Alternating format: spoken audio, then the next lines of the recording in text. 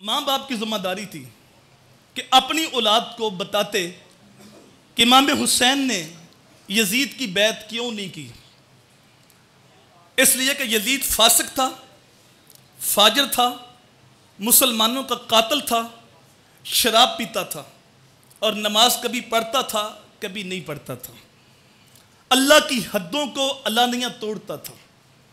तो मुझे बताओ, जिसकी रगों में हैदर का खून हो, जिसने फातिमा का दूध पिया हो और जिसने हजूर के कंधों पे सवारी की हो, जिसने मेरे नबी की जबान चूसी हो, जिनकी दिलजोई के लिए मेरे हजूर ने सजदे को तूल दिया हो, अल्लाह अकबर। जब हुसैन कंधों पे हैं तो हजरत उमर देख के कहते हैं, वाह वाह हुसैन, तेरी सवारी कितनी अच्छी है।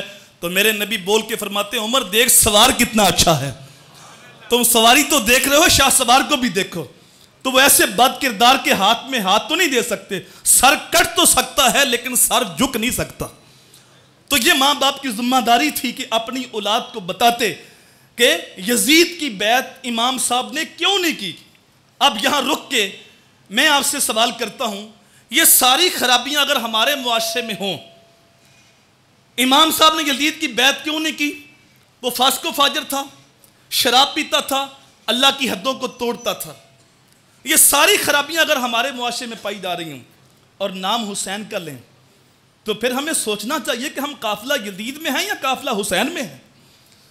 साहब, ये जो जलसे होते हैं, ये जो दरसे कुरान होते हैं, सिर्फ कानों का चस्का नहीं होता कि हम सुने और बाद में तकरीर के नंबर लगाएं कि बड़ी अच्छी तकरीर हुई थी। ये तो अपने अंदर उतरना होता है, खुद कलामी करनी होती है। वो कहा था इकबाल ने, अपने मन में डूब कर पाजा सुरागे जिंदगी, मेरा नहीं बनता नाम बन अपना तो बन।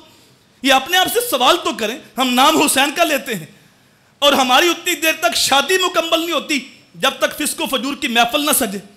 नाम हुसैन का लेते हैं और हमारी रस्में हिनाई मुकम्मल नहीं होती जब तक शराब का दौर ना चले। इन चीजों के साथ तो इमाम की जंग थी। नाम हुसैन का लेते हैं और नमाज 10 मुहर्रम को भी नहीं पढ़ते और हम समझते हैं कि एक दिन सिर्फ हम न्याज पका लें, सबीले लगा लें, एक दिन 10 मुहर्रम का दिन इमाम हुसैन के नाम कर दिया। साल के अंदर सिर्फ एक दिन, इतनी बड़ी कुर्बानी मेरे इमाम ने इसलिए दी। साहब नहीं, एक दिन हुसैन का नहीं, सदियां हुसैन की हैं, जमाना हुसैन का है।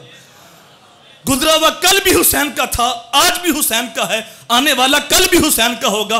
अगर हम नाम हुसैन का लेते हैं तो सर से लेकर पांव तक हुसैन के गुलाम भी बन जाए। इमाम के पैगाम को समझे। अल्लाह की बारगाह में दुआ है, अल्लाह हमें अहले बैत के साथ वफा करने की तौफीक अता फरमाए।